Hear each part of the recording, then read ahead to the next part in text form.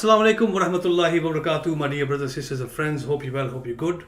Namaste, Sat Sri Akal, and hello. It's your brother Naseem Khan on Face the Facts on UCTV with the fantastic guest who I've got with me today. But I'm going to give a little intro on my brother here first. The thing about me is that UCTV is a podcast channel, so I can go onto my phone whenever I want to and look at stuff, call who I want, X, Y, Z, and see how you guys are doing at the same time.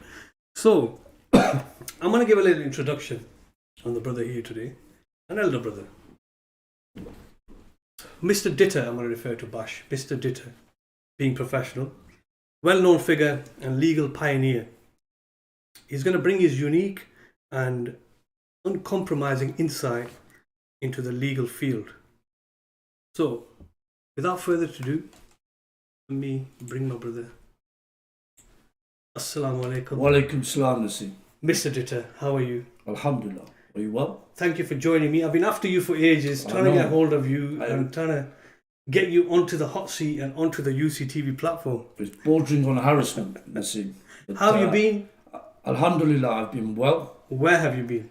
I've been in the background, but I've been busy. I've been back to university. The funding is just not there, in my view, and I express, and that means that cases are not prepared properly. That means that everything is subject to a financial limit.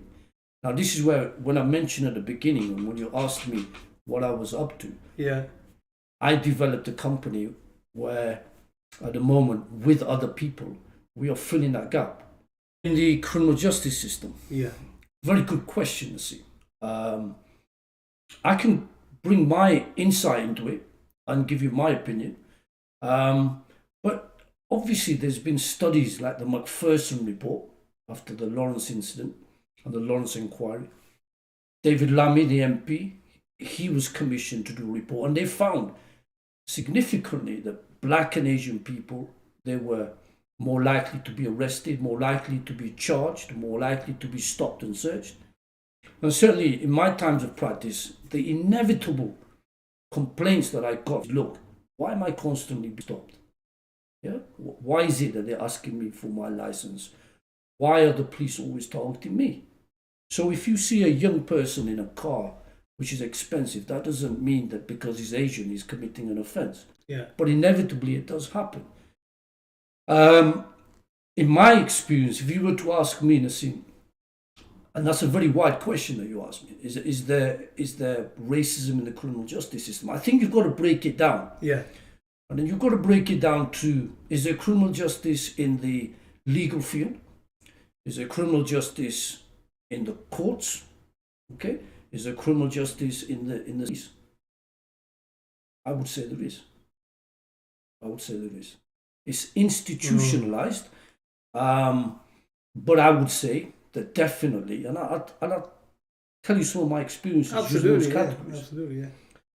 When I started many years ago, I'm not going to tell you how many, but when I started many years ago, I was one of the first Asians that started in the courts. And what I went through was overt and covert racism. So let me start with my work. I always had to prove more than other people. I had to justify my presence within the place I used to work. And I remember certain incidents. I remember when I qualified, and upon qualification you got a company car. Everybody got a company car. And I remember my boss saying to me, listen, we're going to give you a company car, but don't deliver pizzas in it. I'm being serious. That was a comment he made. Wow. Now, I thought that was a joke. But then later on, I didn't think it was that funny. Okay? Then the way, the incidents in relation to, say, for example, people would come, and there weren't that many people from an Asian background who would come for employment. And when they would come for employment, inevitably they wouldn't get a job. Occasion, I would say to people, I said, why have you not given her the job? I thought she was the better candidate. And he whispered in my ear, well, Bash, she's only going to go and get married and have a baby. Okay? And I found that very, very disturbing. Okay? Look at that. So employment within the workplace and covert racism, yeah, absolutely.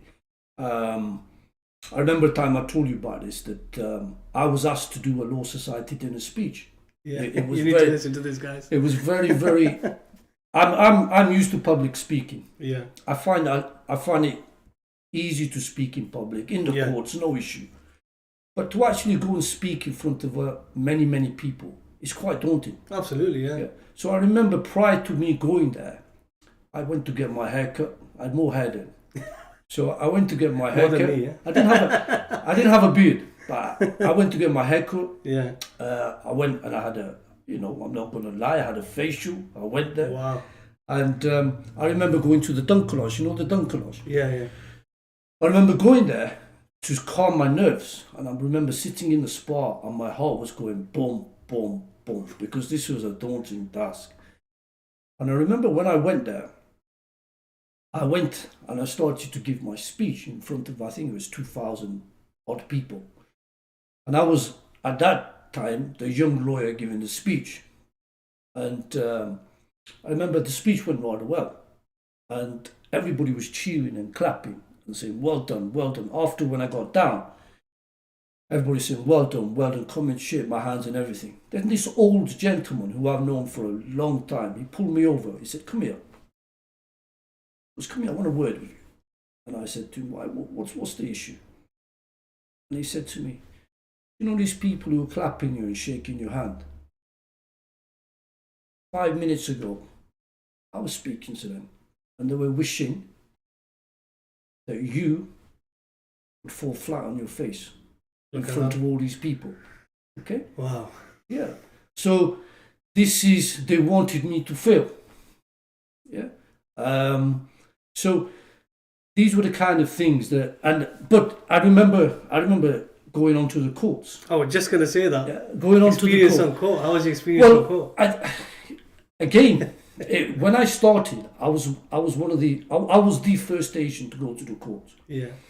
And it was a very, very white, middle-class, male-dominated area. And I remember when I started, and it's very important that, in my opinion, that you just get in there and get stuck in. If you fall off, you just climb back up, and then you go for it again. And that is why I became fearless as an advocate, because I've been smacked so many times. It didn't bother me. Smacked in the sense of I was knocked on the floor, but I got back up. Knocked on the floor, I got back up. So I remember when I first started, the solicitors used to sit behind me and they used to laugh. They used to giggle because I'd get it wrong sometimes. Yeah. Okay? As you do, you know. They wouldn't come to me and say to me, right, Mr Ditta, here we go. That's not quite right. Let's just help him. They used to giggle. They used to laugh. And you know what was in my mind? In my mind was, listen, you know, one day, back in the day, I used to go to the courts and I used to listen to advocates. And I used to listen. I remember one time I was at Liverpool Crown Court, Nassim, and I was there behind 8 QCs, and this QC got up and he said, it was a case before a High Court judge. He goes, my lord, the guavum of this case. And I thought to myself, what is guavum? I thought it was a fruit. But I remember that word. Yeah. I went and I looked at it. And it means the mischief, the core, right, the element. Okay, I use that. So you pick things up. And also I was with a case in a QC in the Crown Court, and he said, members of the jury, I'll tell you about how the steps that you've got to take. It's like a ladder. On the first step, it's not enough. The second step, and I got that. So Blackburn Magistrates Court, for a while, I was using the steps until they got sick of it. They said, we've had enough of your steps now, Mr Ditta. I think we get it. I think we move on. But do you see? Absolutely. What I would say to any young advocate is, listen, if you've got a passion and you want to be an advocate, go and listen, go and watch. Go to the courts. Yeah. and you will learn. I mean, it's amazing what you can pick up. Yeah. So Coming I remember coming back to the one where you said you were representing a few people on your first time, suited up, but they had suits on as well. Oh right, okay, yeah. I remember as I was getting more confident. Yeah. And I'd say this one, as I was getting more confident, I went and put my papers down. This is true. This is true. I went and put my papers down in the court, and this solicitor had been there many years. Said to me, he came and moved my papers away, and he said to me, "I've been coming here 30 years. So don't put your papers where my papers are, okay?" And all the other solicitors were. And you know what, Nassim? At that time, I could have just been a shrinking violet. I could have stood my ground. I stood my ground. And I said to him, and I moved it, I said, "Listen, I'm here now. And I'm going to put my papers here. And this is my seat." You see what I mean? Yeah. Because I had to develop a degree of confidence to put my marker down. Otherwise, you know what I mean? I would not have been able to progress in that environment. Going back to your question, and the races, I remember many instances. The court one. The court one was The first one. well. I was a people. trainee. I was going Yeah. into court. And Yeah. there was a violent disorder. And there were 7 people, all had suits on. Young Asian guys. Yeah. I had a suit on. Yeah. Okay.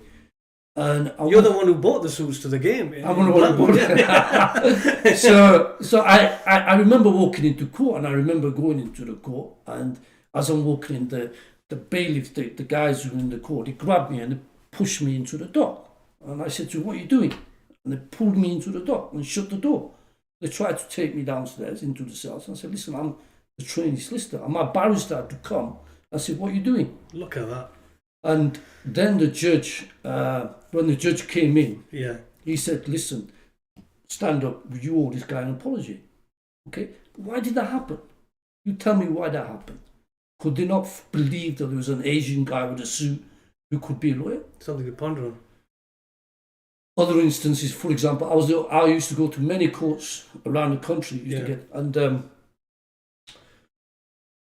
In Bolton Court, I went up to the desk to speak to the clerk and the woman said to me, "Go away." I said, "What do you mean?" She said, "Go away and wait your turn until you're called into court and go and speak to your solicitor." I said, "I am the solicitor." She said, "Who are you?" Many occasions when I've been to courts around the country, they say, only me. They say, "Can I see your license?" Why not everybody else? Yeah, why you? Why me? Yeah. Sometimes what they do is they keep you waiting. Yeah. They just look straight through you. Yeah. Yeah, and keep you waiting. So, but now see, these are things that make you stronger. And you got refused entry as well, didn't you? Into, was it the robbing room or something? Right, the robbing room. It's not the robbing room. Oh, the That's when robbing you room. rob people. Yeah. I remember once when I qualified as a High Court advocate in 2006. They wouldn't believe that I was a High Court advocate. And when I went into the robbing room, they wouldn't let me in. So what is the robbing room? It's For where the viewers out there. it's where you go and you get changed and you put your Robe on. gown Oh, on, right. robe on and Right, everything. right, right. They wouldn't let me in. So I had to get changed in the toilet. But then halfway through I was getting changed into the toilet, I thought to myself, What? I'm not having this. I'm not having this. So I've gone back, forced myself into the room, and I went into the middle, I put my gowns on. Yeah. So I can see the, obviously the past stuff coming and, how you were going through. I can see that. listen, it's a learning curve. It's what made you. It's what makes you, stronger. and I love that it made me stronger. Yeah, yeah. Yeah, it made me stronger. It made me in a way, if this was going on, Yeah. to me, as an advocate and a lawyer, what about the people who were there, who were actually before the court? Absolutely. So, turning to those situations, I definitely 1,000,000%, when I was representing an Asian or black guy, had to fight harder than an English person. That goes without, honestly. 1,000,000%. Why would you say that?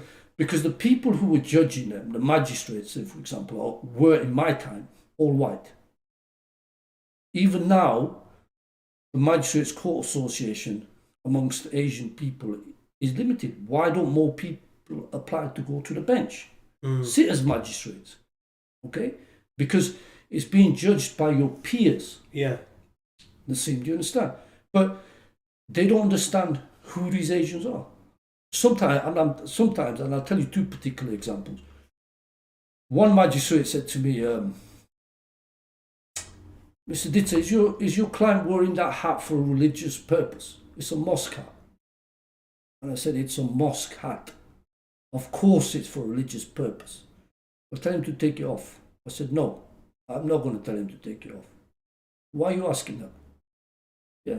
No knowledge, understanding of what it means and why people wear a Muslim hat. Okay? I remember one time, and this is quite funny. I remember one time, we're dealing with a case in Wales. Yeah. And they came back. I'm dealing with this Asian guy, and they came back and they said, Mr. Ditta, in this country, we are expected to drive in a certain way. In this country, and I thought, what do you mean in this country? So I stopped and I stood up. I was quite angry.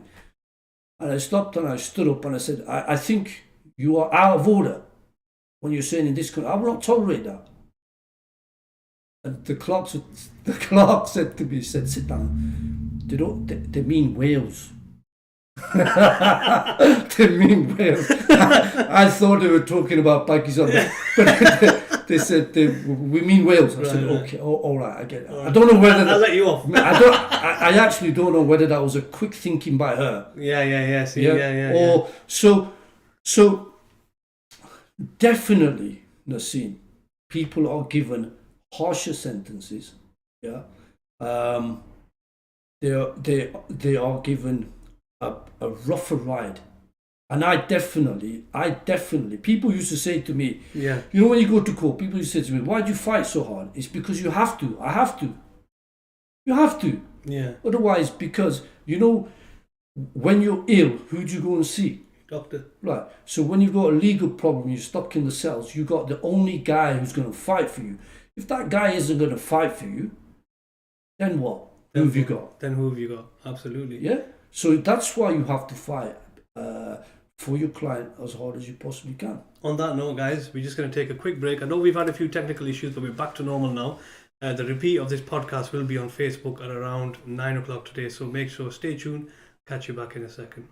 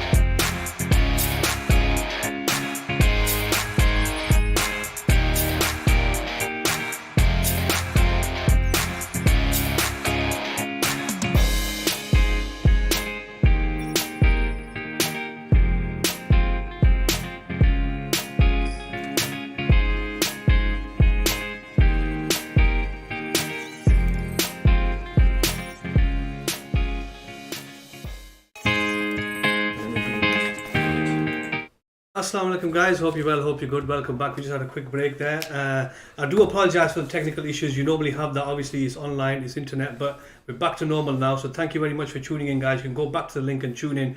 I've got my brother Bash Ditta, Mr Ditta, who I'm referring to formally. I'm just going to bring him back in. Give me 1 second, guys. Assalamu alaikum, sir. Assalam. How are you? Nassim, it seems you finally get me on here, then you have all these technical issues. I apologise. So nothing's actually going to be out there. Absolutely, it's going to be up. Right, absolutely, okay. We've got people in right this minute time tuning in. Okay, fantastic. Mr Ditta, okay. Can I ask you a simple question? Okay. Did you play the game? No, I refuse to play the game. I want to hear it. I want to hear more. I know what you mean when you say play the game. When you want to be a lawyer, when you go to university, what degree do you do? Law? So I remember, and I'll bring it, and I'll tell you why I ask you that question. I remember I was a young lawyer. I'd only been qualified in 1 year. I went on an identification parade. Right. And I was kicking off as normal Yeah. because my client had been brought from prison. He's got a paper suit on. Yeah. They're giving him some jumbled clothes. Of course he's going to be picked out. Am I right? Absolutely. He's going to be picked out. He's Absolutely, the only yeah. one. They got all the young guys from college, all dressed very smart, and they got my guy in a paper suit. So do you think I'm not going to make a noise? I make a fuss. Absolutely, yeah. The inspector on the identification parade, Yeah. what he does, Naseem, he picks up the phone, mobile phone from his pocket. Right. He then rings my boss and says, hello. Whoever he was, I was going to say his name. But I didn't. He goes, hello, I've got a young Mr Ditta here who's Right. not playing the game. Right. I'm going to send him back to the office, and do you mind having a word? So I'm thinking, why has he got my boss's number in his phone? Something to think about. And then the ID parade, Yeah. I said the ID parade is tainted. We're not going to play any part in it because you're biased to the inspector. So I left. I got called into the office. So you said you're biased and you just left straight I after. left. I said, Right. well, no, this ID parade has been aborted. I'm not playing no part in it. Right. What happened after that is really interesting. Ooh. The next day, my boss takes me to the police station to see. Didn't tell me where I was going. We've gone into the police station. We've gone into a room that I'd never been in before. Right. Okay, and I remember there was some very senior police officers sat there. And you know what they said to me? Play the game. Ooh. They said to me, you represent some very serious people. We're worried about you. We're concerned about you. We want to help you. We want to give you protection. But you have to play the game. So I give you a good question there, didn't I, Bash? You did. So Sorry, I'm Mr. Ditta. So Apologies, I'm thinking, apologies. I'm thinking, what is playing the game? What do they mean? What do they mean? What do they mean? What do you mean? So I said, what do you mean play the game? Yeah. Right? They wouldn't come out and tell me what they meant by Yeah. playing the game. Yeah. But I know what it means. It means don't cause trouble. Yeah. Let things go. Yeah. Don't cause objection. Yes, sir. Yes, sir. Yes. So my boss said to me, he goes to me, you need to calm down, play the game and be a politician. You know what my answer was? If I wanted to be a politician, I'd have done politics at university. But I did law. Hello, guys. And I didn't play the game. I never played the game, which is why I was probably not the most liked person within the constabulary. Yeah. But I'm going to be quite controversial and say many people in that time played the game. So, for example, I'll give you another example. On occasion, I've got into custody when I've taken over the case. My client's been blown out. He's got a black eye. He's got a bust tooth. Okay? As a lawyer, would you want me to pretend that's not there? Some people did. Some lawyers did. Because I remember taking over a case and this guy's been beaten up. I'm the third lawyer there because he's been in for 3 days. So 2 lawyers have already seen him. 2 lawyers have already seen him. I've gone to see him. He's got a bust up face. He's got a bust rib. What's happened to you? Please speed me up. Why have you not made a complaint? I was told not to. It's not in my interest. So they were just brushing it. I made a fuss. I made a big fuss. Okay? I was dealing with a guy who was in custody for a rape. Okay? These are not stories to complain. These are stories as real as to happen. Absolutely. And Yeah. this first podcast is the beginning. Okay. So we are rolling with the beginning here. We've not even hit anything else yet. Well, I tell you, I mean, these are real incidents. Yeah, absolutely. And it just shows you what I'm saying is, look, when you have people out there as young lawyers, they need support. Yeah. Okay. I thought that I could deal with these things on my own. Okay.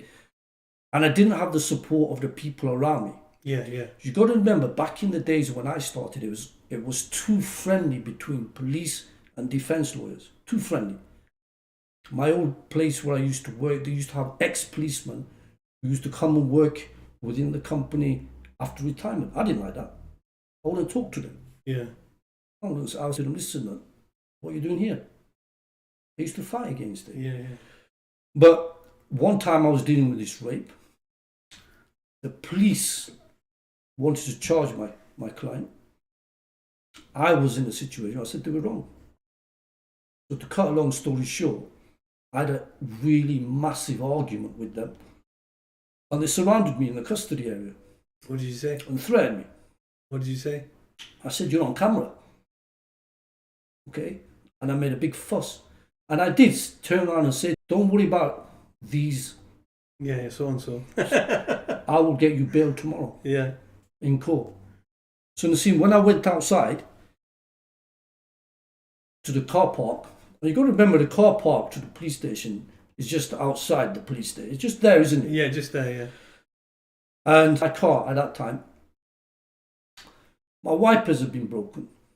Somebody has spat all over the windscreen. My car had been scratched all down the side. This is at 2:30 in the morning on the police car park. Wow. So I rang 999. As you do. As you do. My car's been damaged.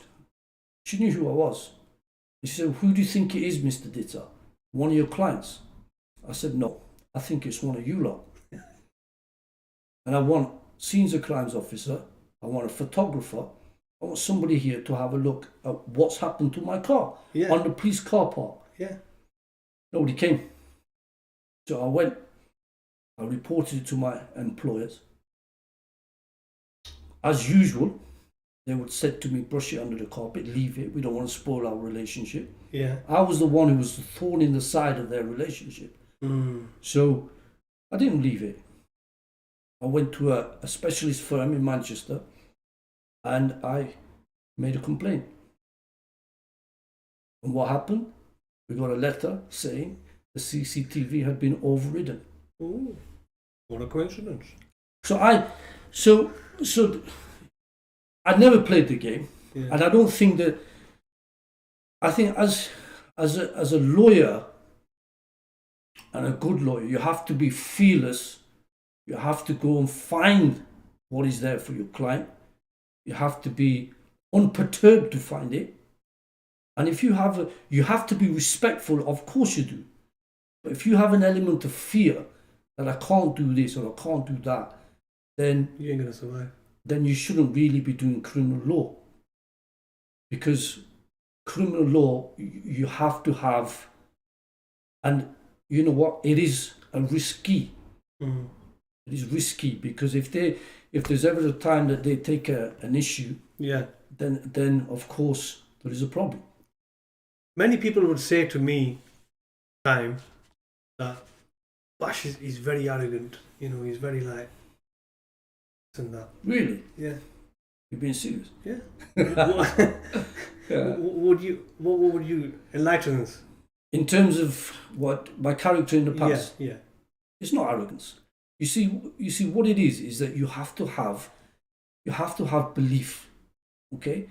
You have to have belief because if you're representing people and you're in the court and if you don't believe in yourself and have that confidence in yourself to stand up and make representations to the court, and believe in what you are saying, then how is anybody above you going to believe? Do you understand? Yeah, absolutely. So if that confidence came across as arrogance, then I don't apologize for that. But I don't believe I was arrogant. If I was, then clearly I stand corrected. But it was always my belief that I always was very, very respectful and still am to the people who come to me for assistance. I'm not conceited in a way that, for example, I think I know everything. I think everybody brings something to the table and you've got to listen to people. You've got to listen to people's opinion and viewpoint. Because I believe that everybody can have a situation. Okay? So if that situation is such that people believe that when you have this arrogance, then I think that's incorrect. Have you noticed anything different in regards to the law of like this day and age to your time? Well, there's been a lot of changes, and let me tell you, some good, some bad. Okay, so when I first started, you know that life is a circle. Yeah. When I first started, you know what used to happen, Nassim, and this is the truth. What used to happen? Have you ever heard of write-offs? Yeah. What's a write-off? To be someone who's Written off a car. yeah. I thought you might say that. Yeah. Let me tell you what write-off could mean to a lawyer. Those who are old enough. Sell by date. Many years ago, what used to happen Yeah. is prisoners, they would write off crimes. Right. So what would happen is if they're serving a sentence, yeah, the police and the lawyer would get into a car, drive down to the prison on a day out, have lunch probably, go and see the prisoner, sit down with him and say, right, I've got all these offences here. Do you have this one? Do you have that one? Do you have that one? Do you have that one? And they write them off. The police are happy because they've got offences cleared. The lawyer's happy because he's got a day out. Okay? The prisoner might be happy because he's not worried about things that could come up in the future. That's what's called write-off. I never agreed with that kind of thing, in that kind of relationship with the police. Okay? I never agreed that lawyers and police should have that kind of relationship. So, for example, where I used to work, they used to, before I set up my own company, they used to call the policeman to the football. I wouldn't go. And they used to say to me, why don't you want to go? I said, well, I don't want to sit next to a policeman. Yeah. Because everybody's going to be looking. Yeah. It's not that I've got anything against policemen. It's just that I don't want to move in that circle. Yeah, understand that. You go for dinners, play golf. Yeah?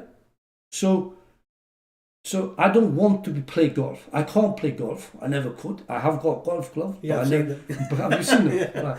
But I don't want to play golf with people that I am going to have an issue with or whatever. I don't believe in that because I believe they never turn off. So you as a lawyer could inadvertently say something that cause an issue.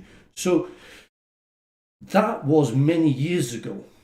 I think that's changed. I don't think that relationship is so in your face now. However, I was quite interested to read that there's a new system that has been brought into play by the government, which is called pre-engagement, which has just been ratified by the by Parliament. And you know what that is? It's basically the same thing. So before a client is charged at the investigation stage, my understanding is that what happens is you now can get your lawyer, the policeman, and the client side there, all discussing the case pre-charge. This is pre-charge. So would you call that like a pre-mediation? It's called like pre-engagement. So there might be a deal struck. Oh. Give us some information and we won't charge you. That kind of thing. Yeah? I'm not overly familiar with the practice, but I just think it's scope for people to get away with being charged because they will be doing deals with the police. Basically CPS. landing somebody in it by opening the mouth. Cooperation. Yeah. Now that is something that I don't agree with. The other issues I've touched upon is the fact that the funding for criminal legal aid work is just non-existent.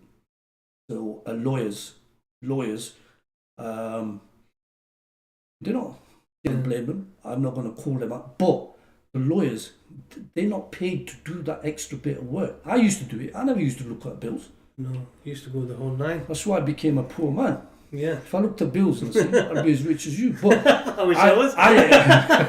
But you see, the thing is, you either got to have a passion for it. Yeah. Yeah.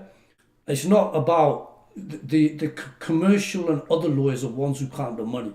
Yeah, they make the money, make serious money. But for criminal law, you don't. So you got to have a passion for it. You got to believe in that justice. You got to believe in that you're bringing something to the table. Okay. And you've got to be fearless in doing that. Otherwise, don't do it.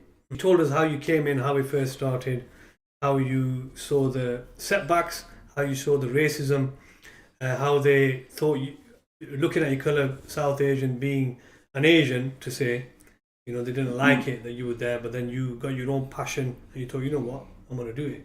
And alhamdulillah, you did it. So on this occasion, I think we're going to be coming to the end of this podcast. And I just want you to give a message out to the youth, because we don't want to touch upon everything. No. So if I was to say something to the youth as young people coming up there, Going into now, law. going into law, Yeah. the law is a fantastic and beautiful profession. That when I said at Billinge High School, do you remember Billinge High School? Yeah. So I said at Billinge High School that I wanted to be a lawyer. But you know what the teacher did? They pulled me out into the classroom, stood me up. This guy wants to be a lawyer. And they all started to laugh at me. Okay? And in my mind, I thought, you know what? I'm going to prove these people wrong for laughing at me. So what I say to you is, if you want something to, in the sense of becoming a lawyer, you can do it. It doesn't matter school you go to or whatever. Yeah. But what I would say to you is the law is such a vast area. People think of family, immigration. No. Why don't people think of law? IP law. Yeah? Sports law, trademark, IP. The Asian people represented in that type of law is absolutely minimal. Yeah? So go for it. Don't let people say you can't achieve, because you can. Thank you very much, Mr. Ditta Bash. Thank you so much for coming on my platform. We are going to have series in the next episode. We're going to be coming in again next week. Hopefully we might come in at 7 o'clock this time. Looking at the time. We're doing one next week. Absolutely. Don't forget, you've got more stories to come, yeah? Especially the ones when you were abroad. Or the cases abroad. Yeah. So we're going to be touching on them. So I just want to say thanks a lot for coming on. Thank you for having me. Thank you. Assalamu alaikum. 1 second.